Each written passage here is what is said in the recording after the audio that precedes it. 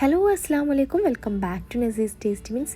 ഇന്ന് നമുക്ക് ഇഫ്താറിനോ അല്ലെങ്കിൽ ഈദിനൊക്കെ സ്പെഷ്യലായിട്ട് ചെയ്തെടുക്കാൻ പറ്റുന്ന ഈസി ആയിട്ടുള്ളൊരു ഡെസേർട്ട് റെസിപ്പി നോക്കാം. നമ്മളിന്ന് തയ്യാറാക്കിയെടുക്കാൻ പോകുന്നത് നവാബി സവായിയാണ്.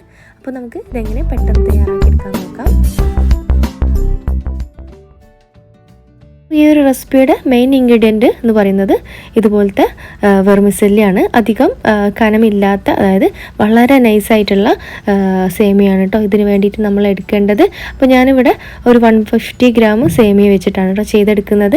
അപ്പോൾ അതിന് വേണ്ടിയിട്ട് ആദ്യം നമുക്ക് ഒരു അടുപ്പിൽ ഒരു പാന് വെച്ചിട്ട് 25 ഗ്രാമോളം ബട്ടർ ചേർത്ത് കൊടുത്തിട്ട് ചെറുതായിട്ട് പൊടിച്ചെടുത്തിട്ടുള്ള ഈ ഒരു സേമിയ നമുക്ക് ചേർത്ത് കൊടുക്കാം.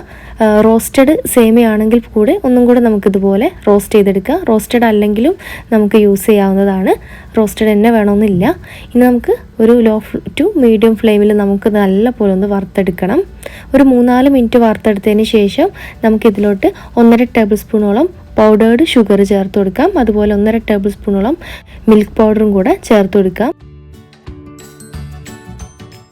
എന്നിട്ടത് നല്ല പോലെ മിക്സ് ചെയ്തെടുക്കുക. അതെല്ലാം കൂടെ ഒന്ന് കമ്പൈനായിട്ട് വന്നോട്ടെ. അപ്പോൾ അത് നല്ലപോലെ മിക്സായി വന്നിട്ടുണ്ട്. ഇനി നമുക്കിത് ചൂടോടെ തന്നെ നമ്മുടെ ആ ഒരു പുഡിംഗ് ട്രേയിലൊന്ന് സെറ്റ് ചെയ്തെടുക്കാം. ഇതിൻ്റെ പകുതി പോർഷന് നമുക്ക് ആദ്യത്തെ ലെയറിൽ ഇട്ട് കൊടുക്കാം. നമ്മളിന്ന് 1/2 ലിറ്റർ പാലിലാണ് ഈ ഒരു പുഡിങ് റെഡിയാക്കി എടുക്കുന്നത്. അപ്പോൾ അതിനനുസരിച്ചിട്ടുള്ള ഇൻഗ്രീഡിയൻ്റാണ് ബാക്കിയൊക്കെ എടുത്തിട്ടുള്ളത്. നിങ്ങൾ 1 ലിറ്റർ എടുക്കുകയാണെങ്കിൽ എല്ലാ ഇൻഗ്രീഡിയൻസും ഡബിൾ എടുത്താൽ മതി.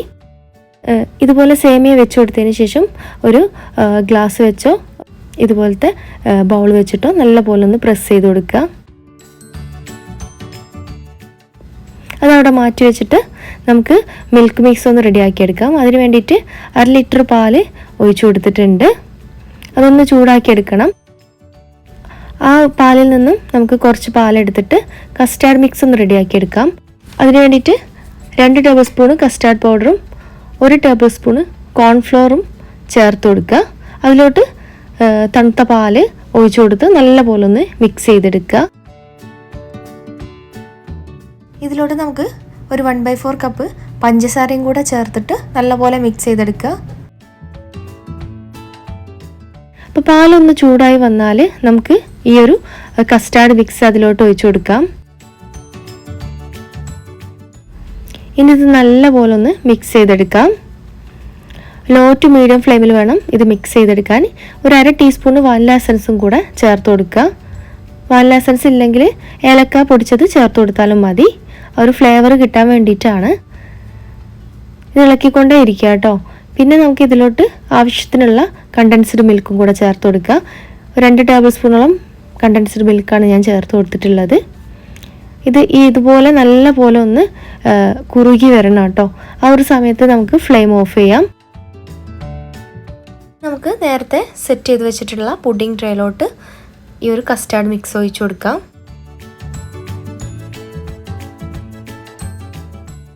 ഇതൊന്ന് ലെവലപ്പ് ചെയ്ത് കൊടുക്കുക.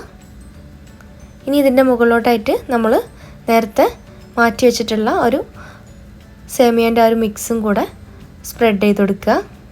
നമുക്ക് ഇഷ്ടത്തിനനുസരിച്ച് അളവ് കൂട്ടുകയും കുറയ്ക്കുകയൊക്കെ ചെയ്യാം.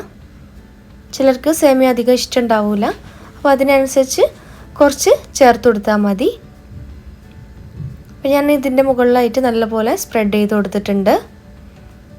ഇനി ഇതിൻ്റെ മുകളിലോട്ട് നമുക്കൊരു ലെയറും കൂടെ കൊടുക്കാനുണ്ട്. ഞാനിവിടെ വിപ്പിംഗ് ക്രീം വെച്ചിട്ടാണ് അടുത്ത ലെയർ കൊടുക്കുന്നത്. ഇനിയിപ്പോൾ വിപ്പിംഗ് ക്രീം ഇഷ്ടമില്ലാത്തവർക്ക് അടുത്ത ലെയറായിട്ട് വീണ്ടും കസ്റ്റാർഡ് മിക്സ് വേണമെങ്കിൽ ലെയർ ചെയ്ത് കൊടുക്കാവുന്നതാണ്. അങ്ങനെയും ഇത് ചെയ്തെടുക്കാറുണ്ട്. അപ്പോൾ ഞാൻ ഒരു ഈസി വേക്ക് വേണ്ടിയിട്ട് പൈപ്പിംഗ് ബാഗിൽ വെച്ചിട്ടാണ് ഈ ഒരു വിപ്പിംഗ് ക്രീം ഇതിൻ്റെ മുകളിലോട്ട് സ്പ്രെഡ് ചെയ്ത് കൊടുക്കുന്നത്. അത് ഓരോരുത്തരുടെ ഇഷ്ടത്തിനനുസരിച്ച് ചെയ്യാവുന്നതാണ്. ഇനി ഇതിൻ്റെ മുകളിലോട്ടായിട്ട് കുറച്ച് സേമിയ കൂടി സ്പ്രെഡ് ചെയ്ത് കൊടുക്കാം. ഇനി നമുക്ക് ഇതിൻ്റെ മുകളിലോട്ടായിട്ട് കുറച്ച് കാരമലൈസ്ഡ് നട്ട്സും കൂടെ ചേർത്ത് കൊടുക്കാം. ഇനി നട്ട്സ് മാത്രമാണ് ചേർത്ത് കൊടുക്കുന്നത്, അങ്ങനെ ചേർത്ത് കൊടുക്കുക. നമ്മുടെ ഇഷ്ടത്തിനനുസരിച്ച് ഇത് ഡെക്കറേറ്റ് ചെയ്തെടുക്കാവുന്നതാണ്. ഒരു 4 മണിക്കൂറോളം ഫ്രിഡ്ജിൽ വെച്ചതിന് ശേഷം നമുക്കിത് സെർവ് ചെയ്യാവുന്നതാണ്. വളരെ എളുപ്പം ആർക്കും ചെയ്തെടുക്കാൻ പറ്റുന്ന സിമ്പിളായിട്ടുള്ളൊരു ഡെസേർട്ട് റെസിപ്പിയാണിത്. അപ്പോൾ എല്ലാവർക്കും ഈ ഒരു വീഡിയോ ഇഷ്ടപ്പെട്ടു എന്ന് വിചാരിക്കുന്നു. വീണ്ടും ഇതുപോലുള്ള ഈസി ആൻഡ് ടേസ്റ്റി റെസിപ്പീസുമായിട്ട് കാണാം. അതുവരേക്കും ഇൻഷാല്ലാ bye from Nasees tasty means.